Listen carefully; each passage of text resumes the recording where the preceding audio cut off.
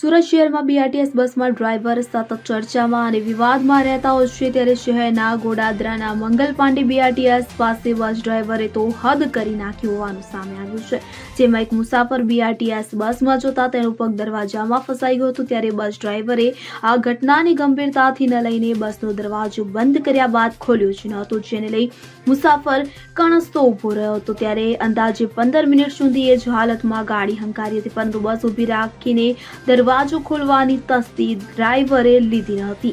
ત્યારે આ બસ ડ્રાઈવરની ગંભીર બેદરકારીને લઈ સ્થાનિકોમાં રોષ જોવા મળ્યો હતો, જેને લઈ સ્થાનિકો દ્વારા બસના ડ્રાઈવર સામે કડક પગલાં લેવા માંગ કરવામાં આવી છે। નરેશ સિમરન સાથે CN24 ન્યૂઝ સુરત। હવે જુઓ દેશ દુનિયાની તમામ ખબરો તમારી આંગળીના ટેરવે। ઉઠાવો મોબાઈલ અને Google Play Store પરથી ડાઉનલોડ કરો અમારી CN24 ન્યૂઝ મોબાઈલ એપ।